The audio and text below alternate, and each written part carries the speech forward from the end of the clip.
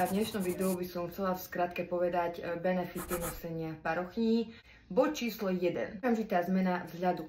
Parochne ti umožnia zmeniť farbu, dĺžku, štýl vlasov v priebehu strašne krátkej chvíle bez zásahu do tvojich vlastných vlasov. Nejaký iný vlasový doplnok ti to nedokážu poskytnúť len parochňa. Bod číslo 2. Bezpečné riešenie pre tvoje vlasy. Či už máš vlasy zničené z nadpájania, alebo z odfarbovania, alebo z farbenia, alebo ich proste potrebuješ nechať na rast. Parochňa naozaj je taká vec, pod ktorou ti tie vlasy môžu v kľude rásť a regenerovať sa. Samotné nosenie parochne absolútne vlasy neničí. Aj kebyže parochňu nosíte denne, aj kebyže parochňu nosíte celý deň. Keď je parochňa urobená dobre, keď je parochňa kvalitná a je vyrobená z materiálu, ktorý vlastne nechá tú pokožku dýchať, tak sa nie je prečo obávať toho, že by mohla nejako zničiť vaše vlasy. Práve naopak, je to najšetrnejší spôsob, ako si zmeniť imidž, ale neničiť si svoje vlastné vlasy. Tretí bod je sebavedomie a komfort. Ja som sa v živote s nejakým iným príčeskom, aj keď som mala predĺžené vlasy,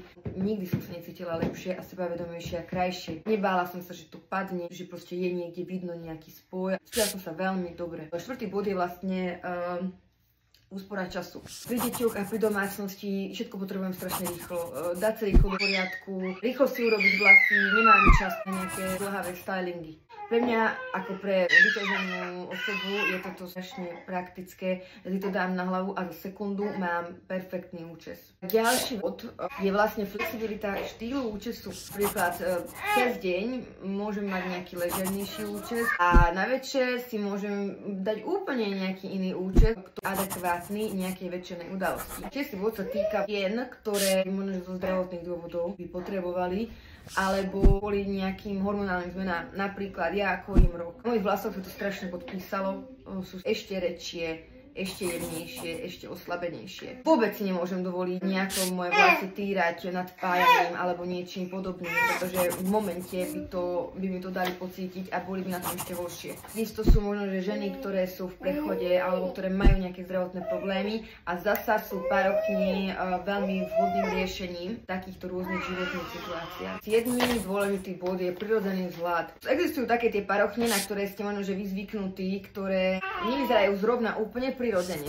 A potom sú to parochne, aké ponúkame my, na ktoré možno, že nie ste zvyknutí a tie vyzerajú naozaj veľmi prirodzene.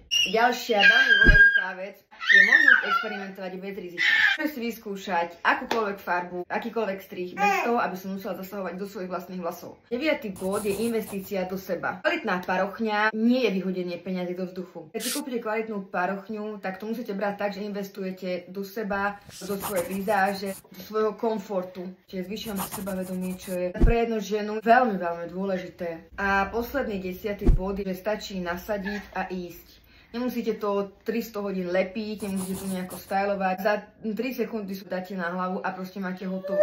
Tieto boky sa dajú nalepiť, ale jednoducho tú parochňu lepiť nemusíte celkovo. Proste si ju dáte na hlavu a idete. Dovidenia, do počutia, toľko. A keď máte správne zvolenú veľkosť, je naozaj veľmi pohodlná. Keby som záver zhrnula tak, že toto sú najväčšie benefity nosenia parochne. Týmto odpoviem aj na to, že prečo dať parochňam šancu.